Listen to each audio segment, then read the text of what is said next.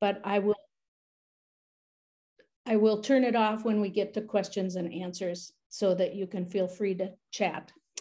Talking about questions, it would be nice if you would also put them into the chat so that after this is over, we have a record of questions that are asked. We're developing a listing of frequently asked questions, and that will be a document that we can make available to you and others as well. All right, housekeeping is complete.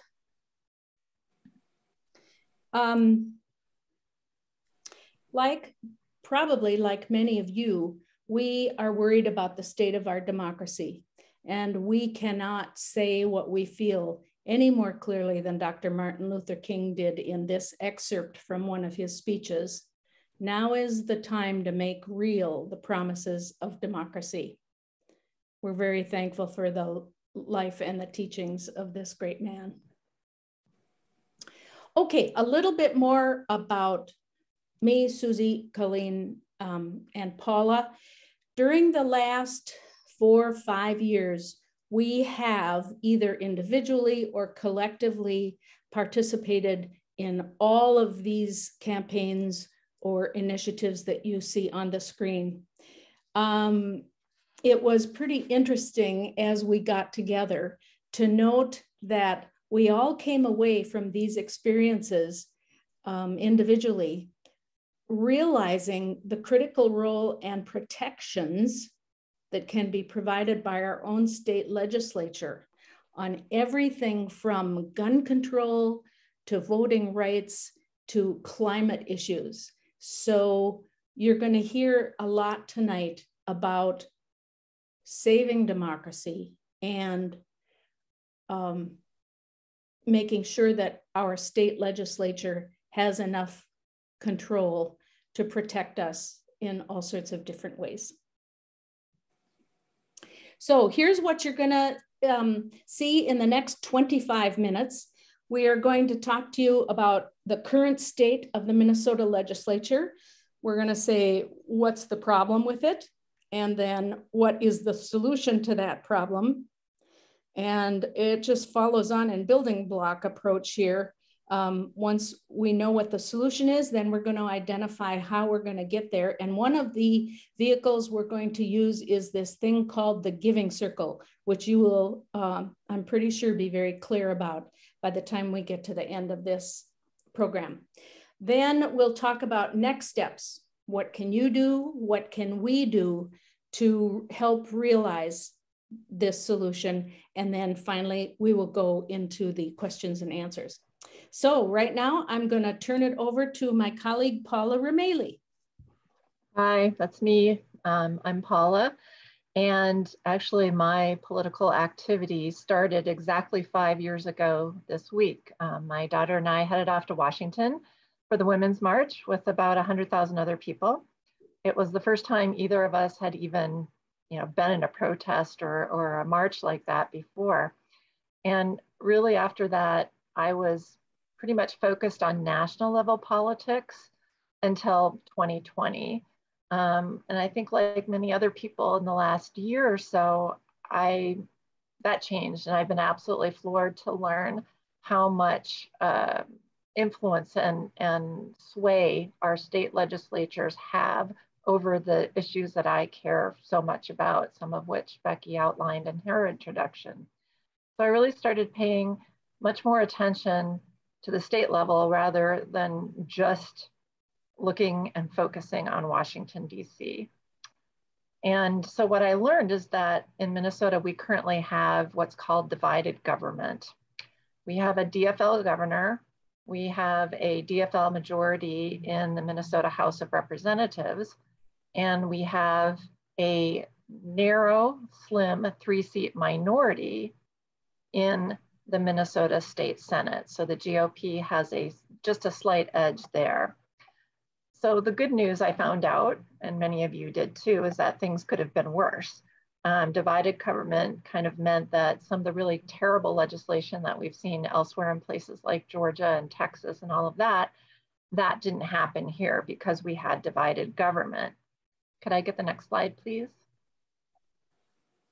The not so good news is that divided government also enabled GOP political obstruction. Instead of helping Minnesotans, all do better, so we all do better, the Republican majority in the Minnesota State Senate obstructed and blocked virtually every DFL bill or piece of legislation that came up. And they also tried to roll back democracy and voting rights. Just a few quick examples in terms of climate and environment. The Republicans killed a major piece of legislation that would have required that Minnesota transition to 100% clean energy by 2040. That's something that's kind of close to my heart, so I was really disappointed in that.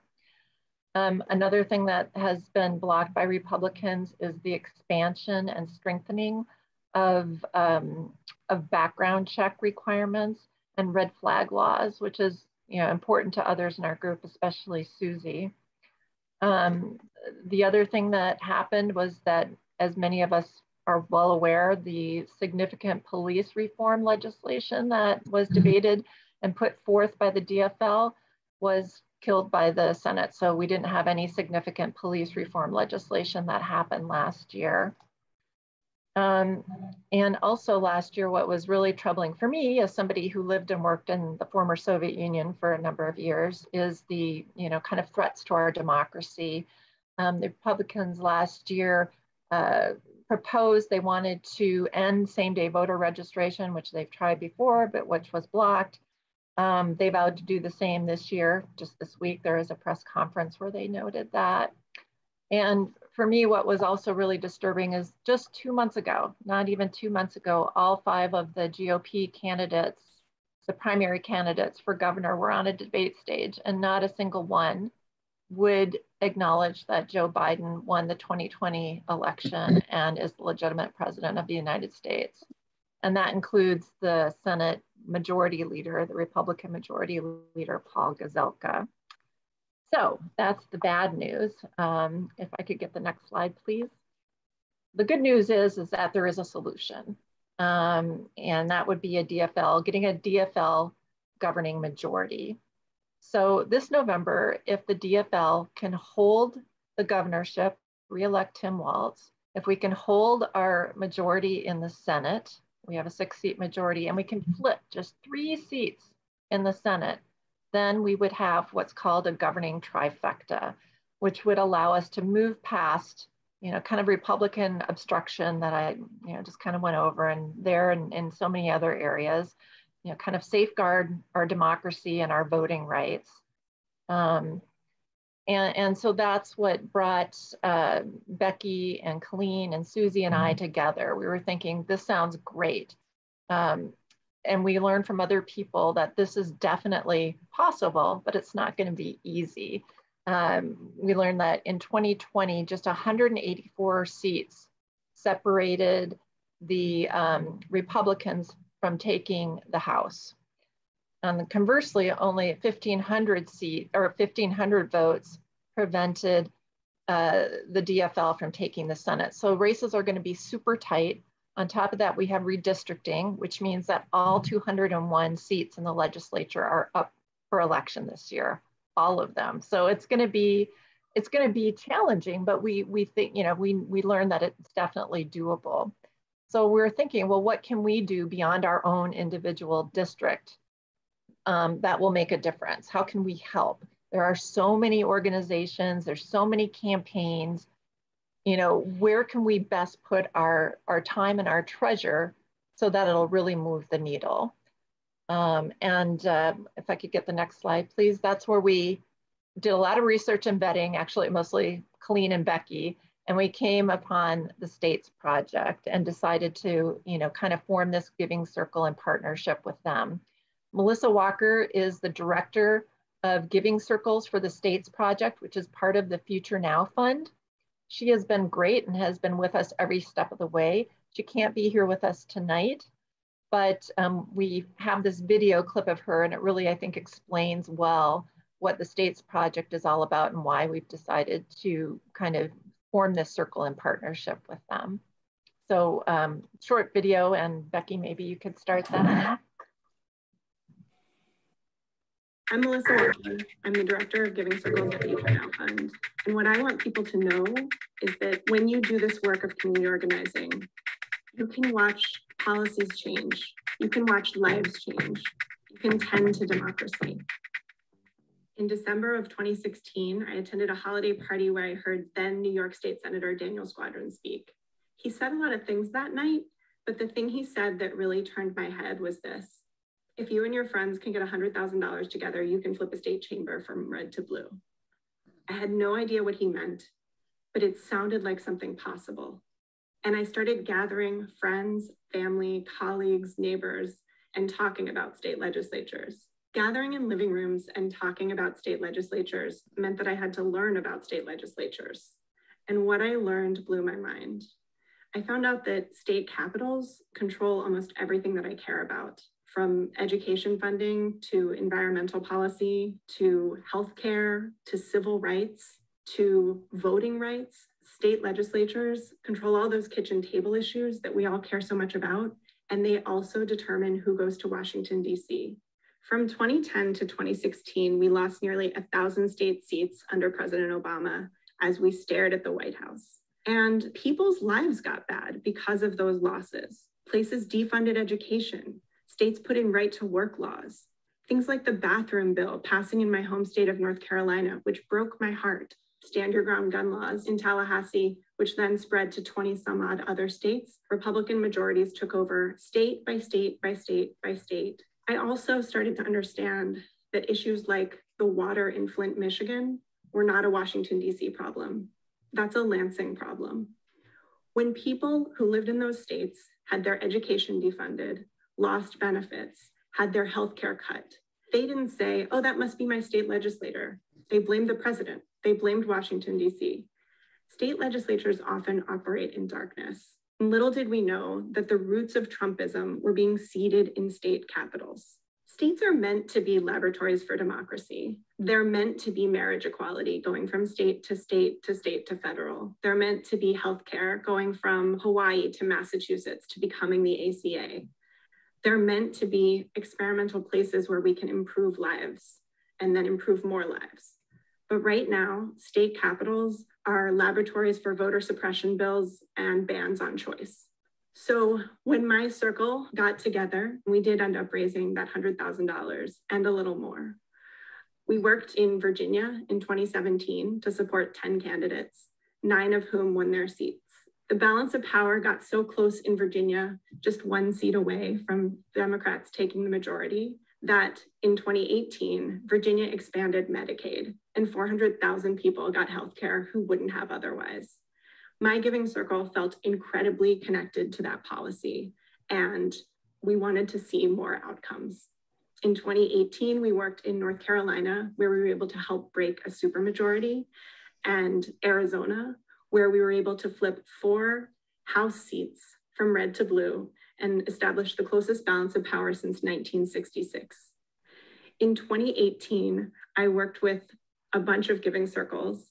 2 of them ended up raising money to help flip the Maine State Senate with a candidate who won by 200 votes. Maine banned conversion therapy. They raised teacher pay. They passed paid leave. Those Giving Circles were connected to those policy changes and to the lives of millions of Mainers that changed because of the work they had done. It is often cheaper to change the balance of power in a state legislature than it is to flip a single competitive congressional seat. Take that in. When we change the balance of power in state legislatures, we will get congressional seats for free. The return on investment of working in state legislatures is huge.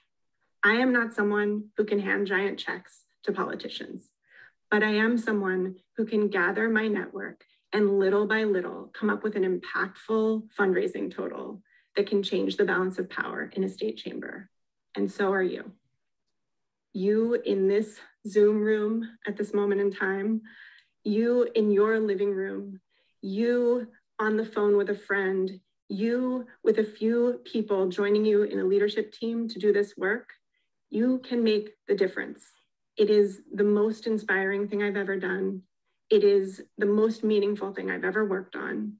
When I watch what's going on at the federal level, I ground myself in the knowledge that I am doing this work and that this work matters. It's an incredible feeling. It is about community organizing. It is about learning how to bring attention and resources to something that you care about, and it can have real impact on our country. If you organize your community to help flip a state chamber, you can watch policies change, you can watch lives improve, and you can tend to democracy.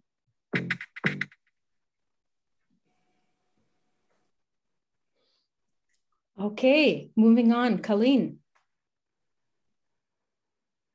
You're muted, Colleen.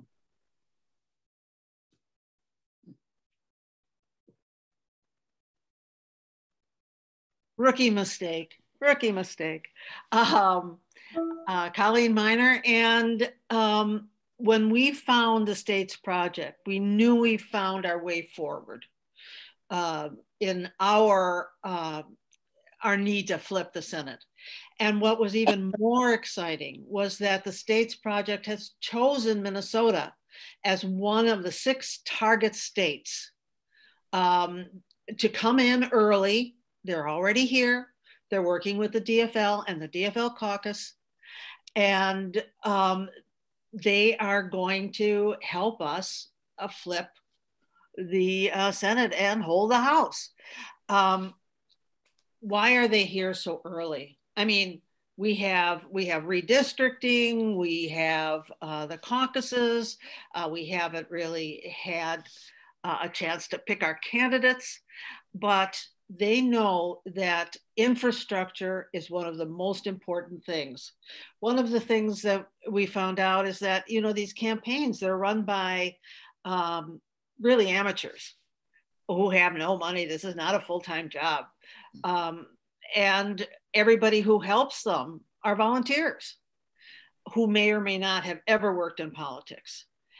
And so what the state's project does is give money to bring in people who can start the infrastructure. They also vet the candidates. They want only candidates who are willing to work hard to win their seat. And one of the things they prize most is that a candidate will meet the people. He will go out, he will handshake, well, maybe not handshake anymore, give high fives, and he will door knock, and he will hold events that put him in touch with the people he wants to elect him. So let's go to the next slide. Okay, so how do we do this? We start a giving circle. Now, I know all of you have received thousands of requests for donations to many, many different campaigns. So why would you want to give to a giving circle? Well, 100% of the money we raise goes to the candidates that are chosen. How are those candidates chosen? They're chosen because they are strong candidates in what we say is a winnable, flippable state legislative race. They also need early money. Like I said, they're in the state right now. They're hiring people. They want to get the best people, and they want to pay them a competitive wage. I think that's really important in this day and age. We're seeing a lot of that. So the candidate has to be accountable for this money. He has got to prove that he is willing to do the work, which is great. They have a kind of a stick and a carrot. You get the money, but you do the work. And beyond just the elections, they don't leave after a candidate has been elected. They actually stay around to help strategize, to give their expertise in governance so that bills that are created are passable. And what the other thing I really like about it, I must say, is it's grassroots. It's grassroots. I'm all about grassroots and community centered, but DFL supported. it just doesn't get any better than that. So I have the honor, I believe the next slide, of introducing a staunch supporter of the States Project and Giving Circles, Senator Melisa Lopez Franzen. She's the DFL senator from Senate District 49, and she is the House DFL minority leader. Take it away, Senator Franzen. Thank you all for your hard work to help us flip the Minnesota Senate. There's so much at stake this cycle, and your support is going to mean so much. With the Blue Senate, we can finally defeat the obstructionist Republicans that have stalled so much progress in the last 4 years. The States Project is committed to flipping the Minnesota Senate. Giving circles like SEEDMN are providing us with the funds to invest in our campaigns earlier than ever before, because we know that's what we need in order to win. When I flipped my seat from red to blue in 2012, I didn't have an organizer until June. By June of 2022, we're expecting our campaigns to be months into door knocking, all because of you. We appreciate all the work you've done. Thank you for all your hard work. Your commitment to a blue Minnesota means so much to all of us. Let's do this.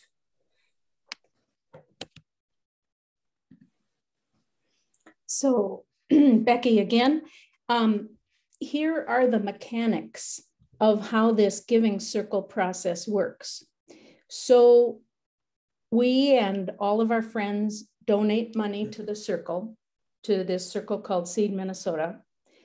Then number two, the States Project handles all that money. We don't have to touch it in any way. We don't have to deal with credit cards or cash or anything. Then number three, the States Project will allocate that money to the campaigns that are chosen. As Colleen said, these will be campaigns in districts which are eminently flippable with very strong candidates who are willing to work for their seats. Key points from this slide, which I know you've heard before, but we just wish to reinforce that 100% of what you give to this Seed Minnesota circle will go to the state legislative campaigns. The States Project funds all the rest of their work. They're coming in to hire field directors, the data analytics, which they do, all of that is funded by separate private donations. Now, this is repeating what Colleen already told you. We want that infrastructure funded early. You just heard Melisa Franzen say she didn't get a campaign director until June. That won't happen if the States Project chooses a particular candidate. They're going to get that kind of support way earlier. I think we've pretty much beat this one. Strong candidates in winnable districts. They bring in their expertise, their organization, and that accountability. They insist that the candidate is doing their work, that they're pounding the pavement, that they're using their money well, and so forth. And then this is a real kicker for me, and it is that these funds go to set up infrastructure that's going to help us not only in 2022, but beyond. Colleen mentioned that they will help even with legislation wording and pulling information from other states' laws that have successfully passed. So our success will be the election of DFL state legislative candidates. So now I'm going to pass it to Susie. Hi, everybody. Again, it's Susie Lewis. I think many of you know that.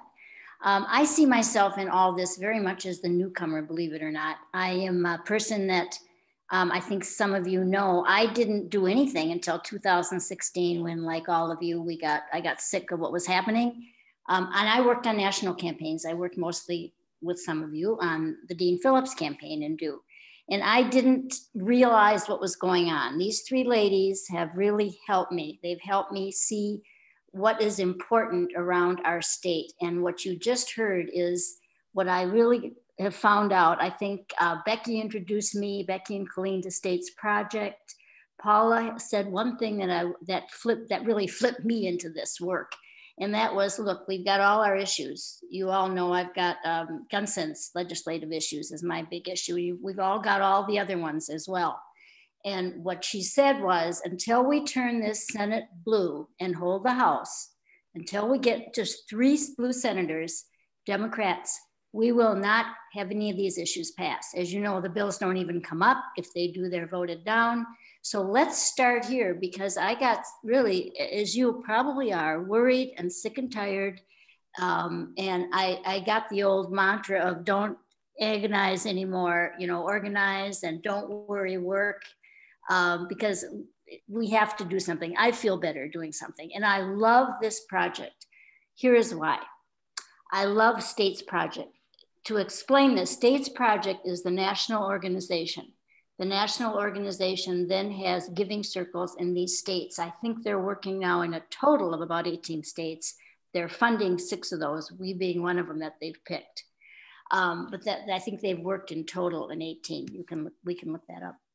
I love States Project, the national organization. We then will work with us only in Minnesota. We are then a giving circle called SEED, State Elections Empowered Democracy. That's who we are. And we are working in Minnesota to raise the funds and then to do the work and the volunteering, if you all want to these candidates. I love them because they only focus on that, this flipping. You're not giving money to a black hole. This is very focused dollars.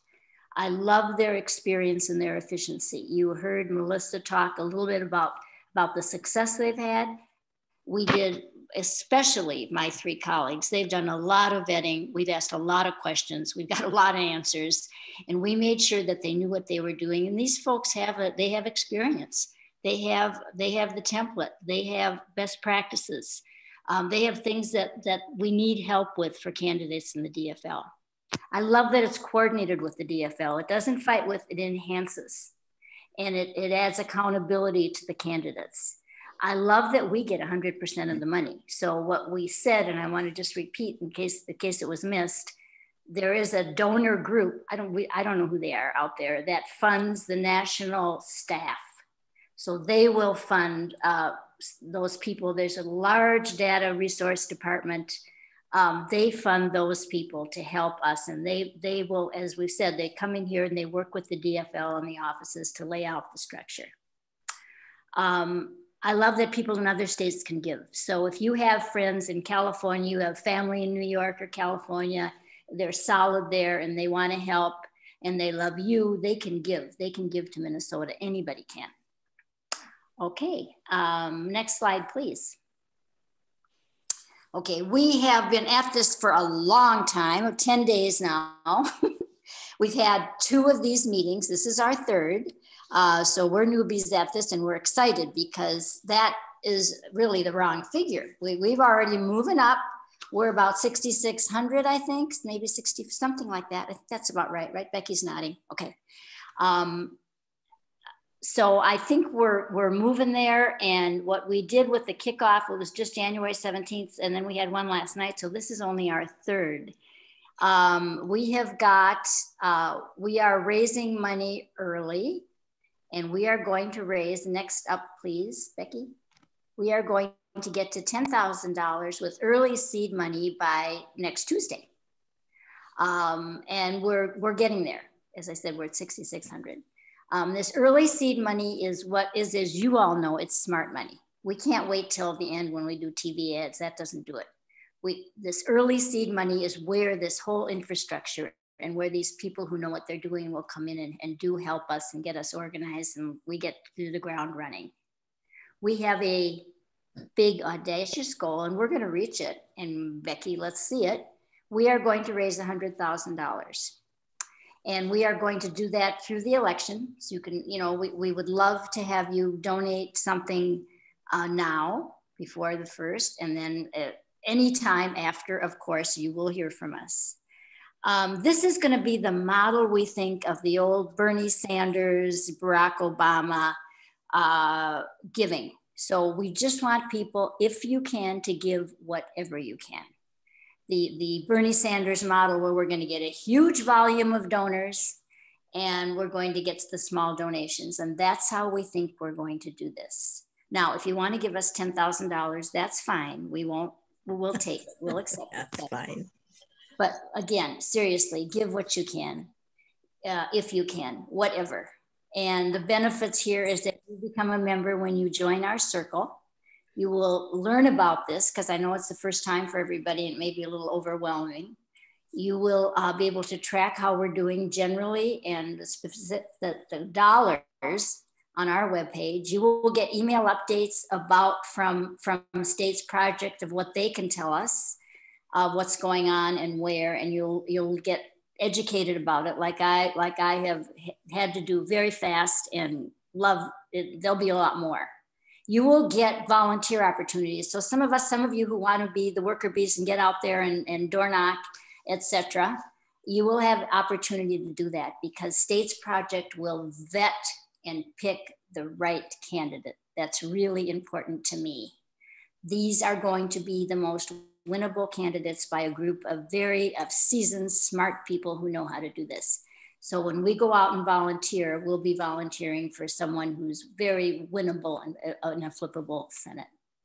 So we will make a difference. We hope to have events eventually. Maybe we'll even get to be in person someday. We will. We want to build community and maybe keep going with all of this. Okay, next slide, please. Now, Melisa Walker, we want you to just see this, because this has to get, I loved hearing this because it's doable for us. If you and your friends can get $100,000 together, you can flip a state chamber. So we can do this. This is doable. And that's what I want us to keep remembering, if you will. Next slide, please. Here's what we need. See the tree? We need all those branches to fill out. And we need you and we need your help. And what we need is your friends and your contacts. You know lots of people. We will do this, like Melisa said, one phone call at a time, one person at a time, one of these Zoom presentations at a time. Please share the information. You will get from us an email, and that email will include the donation link. The donation link is also on the chat if you just want to do that now. You will also get this slide presentation, and you will get the website for State's Project, so you can learn all about it and send it to your friends. Please host your own event if you want. We are happy to come in and do our dog and pony with any group you want. If you want to do it with one of us, that's great, we're here. If you want to do it alone, go for it, we're here to help. We just need to keep growing this thing, and we will do that. Again, the donation link is on the chat. If you want us to talk to people who you think they need convincing, they need talking because it makes sense, we have lots of information. We have just given you a little glimmer. Okay, now here's Becky. Thank you, Susie. I just am going to do a brief thank you. As you can tell, we've had a lot of support from the DFL and the Senate Campaign Caucus, the DFL Senate Campaign Caucus. Not only Melisa Franzen, but at least 4 or 5 other DFL senators have been willing to advise and counsel us on this. So we want to thank all those people. Mostly, we want to thank you for taking the time to listen to this presentation. I've got 7:37 right now, so we're over about 5 minutes because we started 2 minutes late. So what we're going to do now is we are going to field questions that you may have. Feel free to unmute your phone. And as I said, if you would put your question in the chat as well, that would be wonderful. Then we will have record of it and we can add it to our frequently asked questions. So the 4 of us will be happy to field your questions. But Paula, have you been able to eyeball any question right now? I actually don't see anything in the chat, which means we did such a fabulous job covering the material that perhaps there aren't any questions. But since there isn't anything in the chat right now, maybe folks can feel free to either unmute themselves and ask them, you know, just orally and or put them in the chat, whichever you prefer, whichever's easiest. While we're waiting, I would like to say one thing. We are asking, if you possibly can, to make a donation and get your friends to make donations before January 31st, because there is something about the Minnesota campaign laws that says states project cannot push money into our state during February and March. It has something to do with the legislative session. Now, we are going to continue to raise money during February and March, but if you can donate before the 31st, then that money can be pumped into Minnesota for this early infrastructure that we talked about. One of the questions that was asked yesterday that I thought was really interesting, how many people is the state's project sending to Minnesota? And the answer is, that depends on us.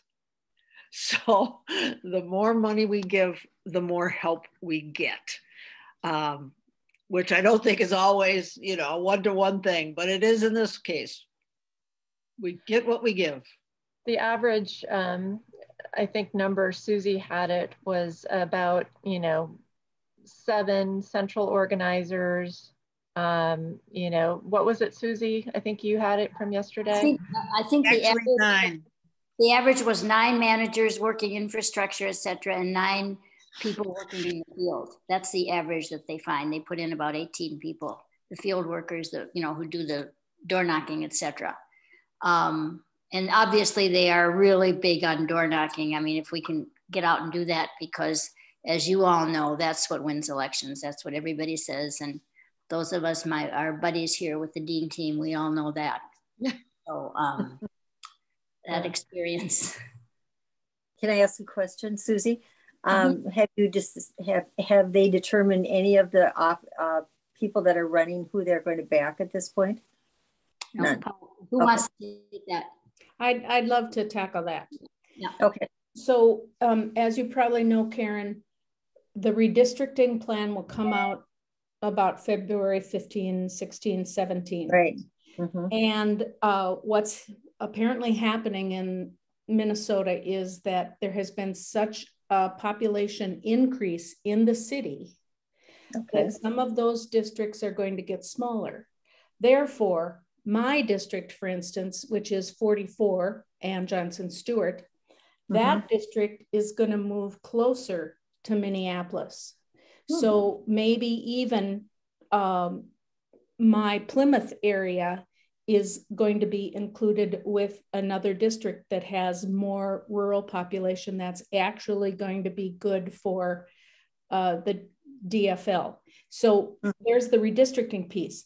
Then the next piece is we won't know who the DFL endorses until after April 9th. And then we won't know if any of those are going to be primaried. I forget the exact date of the primary. I think it's August.